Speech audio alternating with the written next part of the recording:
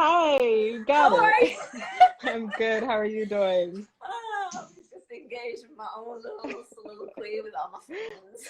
I heard. All the shout out. It was good.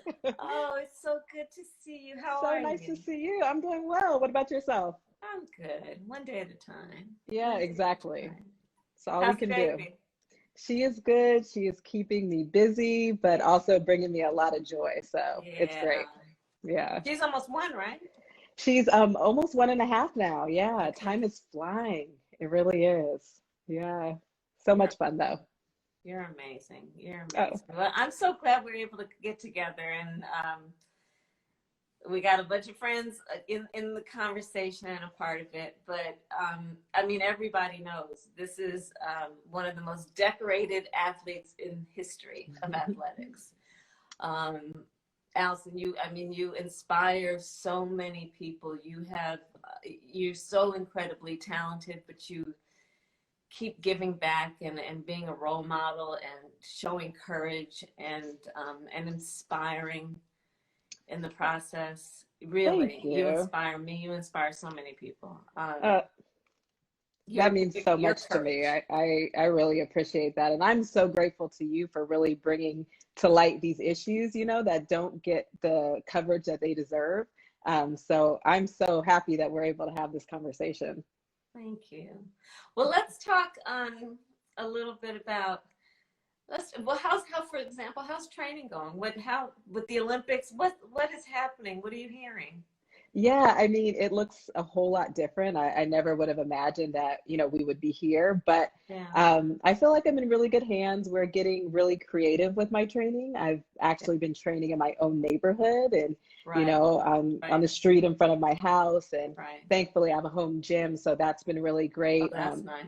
Yeah, but just really trying to focus on the positives and what I can control Well, and, moving well, let me forward. tell you how I'm training.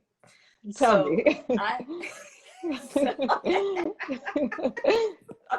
because I go to the gym every morning under normal times, right? I Hmm. mean, nothing extreme. I do the elliptical for half an hour, um, but that's not happening anymore. Gym is shut down, and so we got this little bike that we ordered on Amazon. It came in 100 pieces. It literally like almost 100 pieces. So that Oh was my good. gosh. That was like Doug's project for a couple of Okay. days.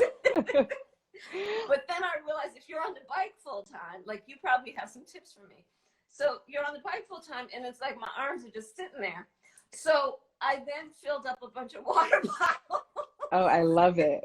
the big ones, because I think Yes. they're at least like 1.5 pounds each. Yeah, And so in the morning, I'm there with the water bottles, I love it. That's right? awesome. Yeah, Um, getting it but in. what else should I be doing?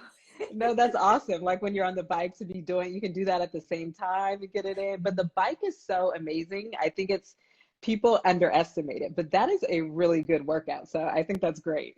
It is like it just feels like I'm just sitting there, But No, I do work up a sweat. it's good. I incorporate the bike into my training too, and when I want to get off the pavement and stuff. And Yeah. so it's good. You can always push yourself and you can always scale back. So I think that's awesome that you're doing that. Is there something about posture though? Should I like don't way back, right? That's You not want good. to like kind of push yourself into the wide section of the seat and kind of lean forward a little bit, but not too much pressure. You want to be comfortable to really kind of get after it. So yeah. Yeah. Thank you. Yeah, but that's awesome. I'm I think actually that's awesome. meaning to Google best posture on the bike. So, You're probably doing better than you think. oh well, Yeah. so you're training and you're doing it at home, and what does all this mean about the Olympics? It's at least delayed or postponed, but then they're saying it may even not happen. What are you Yeah, hearing? I mean, I've kind of heard all of that, as of right now, we're looking that it's going to happen next year. Yeah, And that's what I'm going with, just really yeah, making the decision to be positive. I could that's focus right. in on everything that this means that is negative, but I really want to just, focus on I have time to get stronger. I have more That's time right. to prepare. I have time to spend at home with my family. And so, Yeah. all these things that I wouldn't have had before, just choosing to do that. And I'm hoping for the best. I think the Olympics is going to mean even more now, because it's going to be a sign of healing, and coming together and That's a great point. and That's a overcoming. great So, point. I'm hoping that everything can work for next year. And what do I've found that during this pandemic, like I'm having crazy dreams. Mm. Like there's just when you're home all day and have, my husband Doug is here, but we're basically having no interactions with other human beings, right? And Yeah. except by Zoom and all that.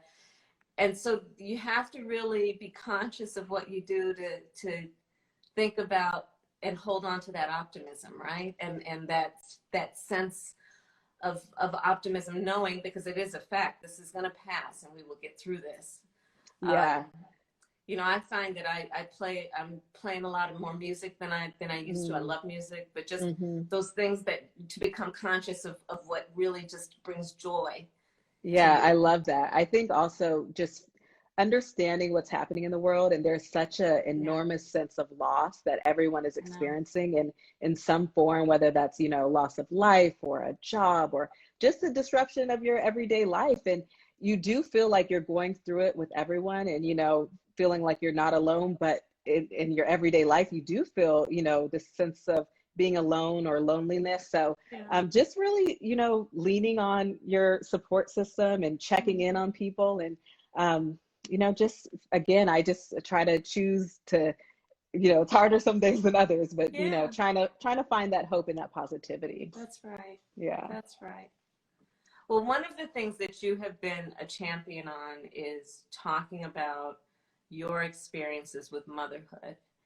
And to the extent that you're comfortable talking about that, I'm working on this with a number of people in the Senate and on the House side, in particular around maternal mortality. We designated Alma Adams, who's a member of Congress, and I worked on designating a week as Maternal Health Week. And your story, you've been so courageous to tell it.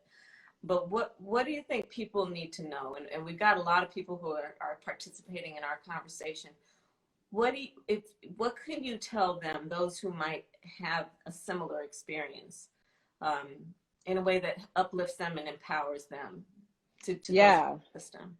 Yeah, well, I'm just grateful for the work that you're doing, because it's amazing, and it's fighting against this, and it's being effective. But for me, my story, I think, is a lot like a lot of other women of color. I had a great pregnancy.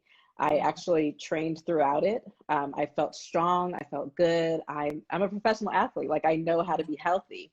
I had what I felt was great medical care. And at 32 weeks, I was going for a routine appointment, went to my doctor, and she became concerned right away. I was spilling protein, and she sent me over to the hospital to get monitored. And at that point, I wasn't too concerned, but, I was trying to figure out what was going on, and I was monitored for the rest of the evening. And then they went ahead and admitted me to the hospital. Once I got admitted, it really got scary. And I wasn't prepared at all for this. I was diagnosed with a severe case of preeclampsia.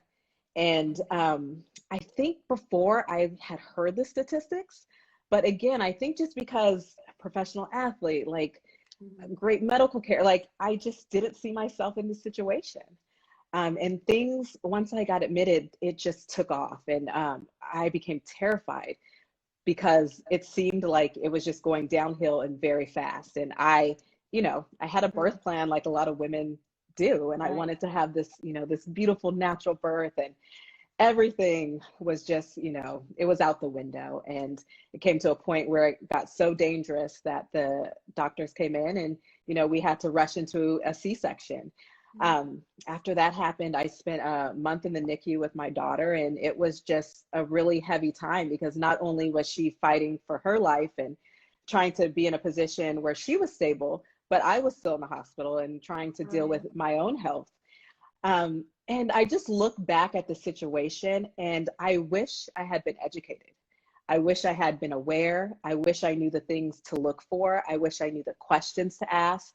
Yeah, but you know All of what? that. But here's the thing, though. Here's the thing. You were educated and aware and smart and did everything in your power to have a healthy baby, which thank God you did. Mm-hmm. It's the medical profession that also has a responsibility. Yes. That also has a responsibility because they are medical professionals. Mm-hmm. To know, for example, Black women are 61% more likely to have preeclampsia. Yeah. 61%. And that's what my eyes were open to when I had Right. to look back and see, was there implicit bias? Why were those questions not asked? Why didn't I know exactly what to look for? And why wasn't that repeatedly, told to me? And so having gone through That's that right. experience, But you're right. And it should not have been on you. Like I would really urge you to not look back on that experience and think about what you could have done differently. mm-hmm. Don't do that. Don't do that.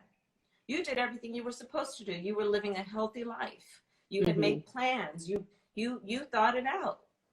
But here's the thing about the implicit bias, and that's part of our bill on the maternal mortality. Black women are 3 to 4 times more likely to die in connection with childbirth than other women. Okay? And when you look at it, your experience, Serena, so many others, it has nothing to do with that woman's educational level. It has nothing to do with her socioeconomic status. It literally has to do with the fact, to your point about bias, that when a Black woman walks into a hospital or a doctor's office or a clinic, she is not taken as seriously. And so you see all these complications, but there are two pieces to the bias. There is that, right, which is also about what has existed in terms of institutional racism in most systems, including the healthcare system.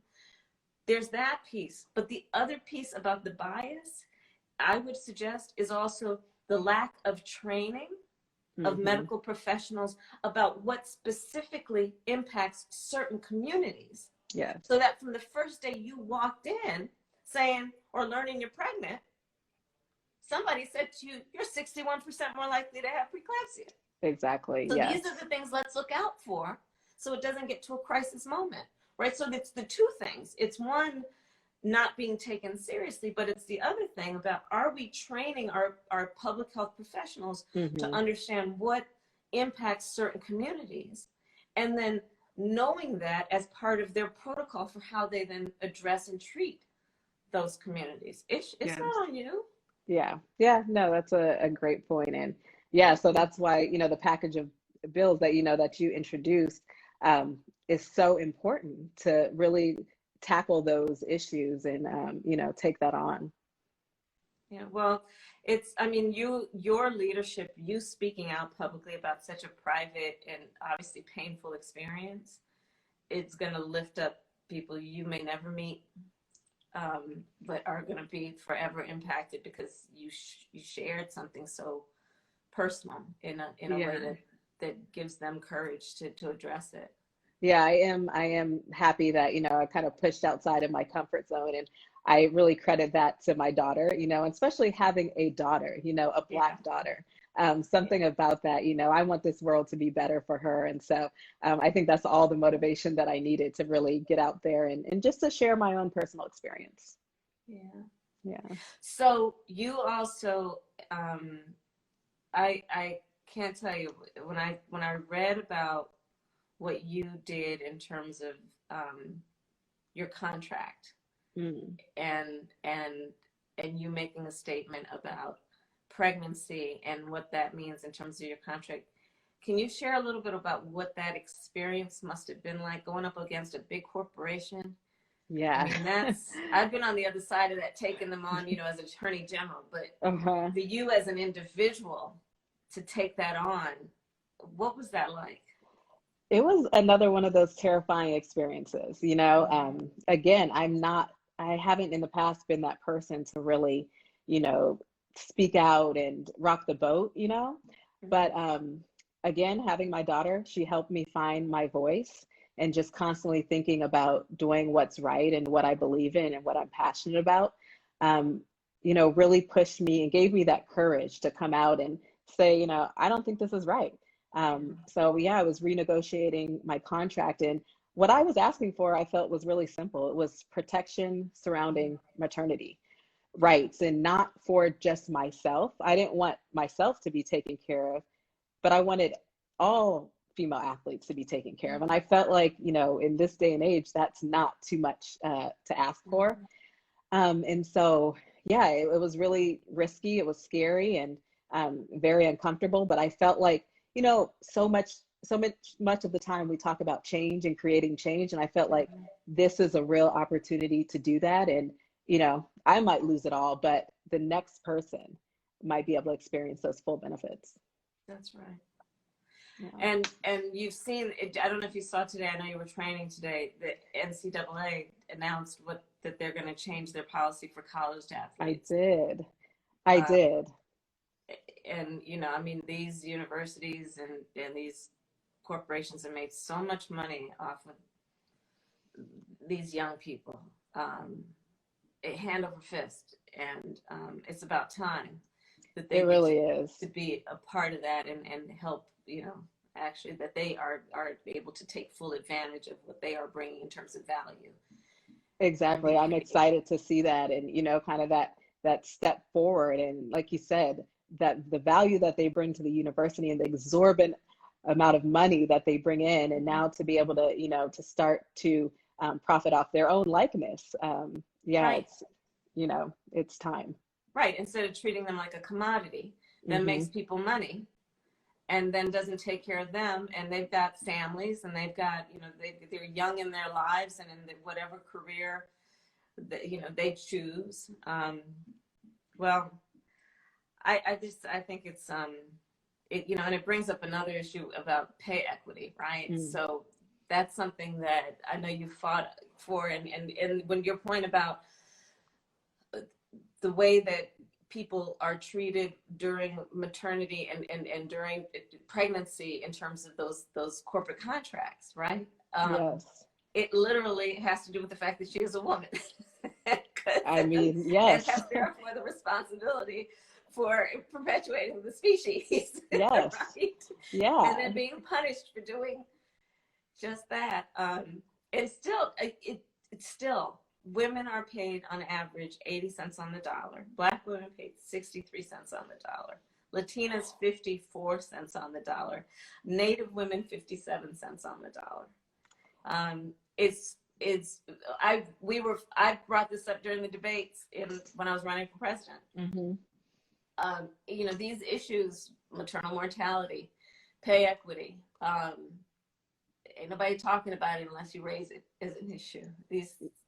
Even hearing those statistics, it still just sounds so alarming, that we're still here. And especially, when I think about pay equality dealing with female athletes, and we're talking about brands that are pushing this message of equality, that are marketing it, everywhere you go, but are still having this issue. It's just not okay, and so it's always something to fight for. But that's something that I hope that we're creeping towards doing better, but we still have a long way to go. Well, my proposal has been that that corporations actually have to publish the amount that they are paying men and women for equal work. Yes. And the enforcement piece is this, that for every 1% differential in how they are paying a man versus a woman for equal work, they will be fined an equal percent from the previous year's profits. That'll get their attention. Yes, that'll do it right quick. But I think that's what makes this issue really hard, is that we don't even, in the sports world, a lot of times we don't even know what the disparity is because it's not public. I know. So how can you, continue to tackle that when you don't even know the numbers that you're dealing with? But I love that. Well, and to your point, it's not public. And so then what happens? The woman's experience is that, so she's kind of like looking over at Bob in the next cubicle, right? And like, oh, Bob's talking about when he got his kids for the holidays, and it sounds like his kids got a lot of stuff I didn't get my kids, couldn't get my kids. And then maybe she looks out the window in the parking lot and like, oh, Bob's driving a brand new car, and I'm driving that same hoopty I've been driving for the last 15 years. Yes. And so then she goes to the employer, hey, you know, I'm wondering if Bob and I are being paid the same amount. And the employer will say, I can't tell you that. Mm-hmm. You need to go to the Equal Opportunity, right, mm-hmm. office. And then they'll say, well, how are you going to prove it? So then this working woman is supposed to prove, on top of everything else she has as her responsibilities, and do her own investigation about how they're not being paid the same amount, which of course is ludicrous. And that's why I'm saying that this should be required, that it be publicly available information. It should be published and reported. And then fines can be reliant on that information. And that will create a great incentive for people to act a little bit more appropriately, which is about equity. Definitely. In the workplace. Yeah. And when you're saying that, I'm even in my head thinking, you know, as women, you know, we already have to do it all, and we're already trying to do it all. Yes. And, you know, you're dealing with the pay issue, and then you might have started a family or have kids, and, you know, you're rushing back to work so that you don't miss a beat. And, you know, there's so much that's already on your plate, and it's just one more thing added to it. Yeah. No, we have a lot of work to do, but yeah, we'll keep fighting. But, you know, I mean, even during this pandemic, so all the folks who lost their jobs, the 22 mm-hmm. million people, well, we knew before the pandemic, less than half of American families could afford a $400 unexpected expense, mm-hmm. right? So that means very few people have a bunch of savings sitting around for this unexpected thing that happened. Well, and then if you put on top of that women have not been paid equal amount for the same work, mm-hmm. but are charged the same amount for rent, pay the same amount for groceries, right? Yeah. Just the domino effect in terms of the inequities is profound. Exactly. It really is. So, well, tell me what I'm going to be doing a number of these, and over the course of the next few weeks and months. And one of the things I was thinking about is what has made you laugh in the last week? Oh, what is made me laugh? Well, you know what? So since I'm spending more time at home, like before this would have happened, my travel schedule would have been insane. I would have been competing and all over. And so I'm really grateful for this time that I get to be at home, especially with my daughter, because at the age where she is now, so much is happening. And there's so many big changes. And so we've been trying to just go for walks in our neighborhood, and we have some trails around here. And so my last off day, we just took a kind of a family hike, and I was like, this will be great. We're going to go up, like, we're going to hike a little bit. We could probably take some photos and just enjoy. And so we're hiking and we're getting up there, and it's beautiful and gorgeous. And I'm ready to like take some photos of her. Yeah. And of course, she's, you know, almost 1.5, and she just has a complete meltdown. Like, right. this moment did not go. Joy. Yes, according to plan at all. And it just makes me laugh. You know, we make these plans, and, you know, you're trying to enjoy the moment, and you just got to go with it. You got to roll with it. And so she keeps me laughing and keeps me happy. But I am just grateful for those moments of family time. And I think I definitely want to keep that into my routine, because I wouldn't have been able to do it before. But just spending time as a family, exploring, you know, and staying safe together. Yeah. Yeah. I know. You know, I was my goddaughter, who is now 15, and she just has me cracking up these days about how she's trying to deal with social distancing and being, you know, now a teenager. And it literally is those moments that are just very pure and very just like the stuff that you just take for granted. Yeah. But you see the beauty and the joy and things that you may not have seen before. That's so true. I love that. Yeah.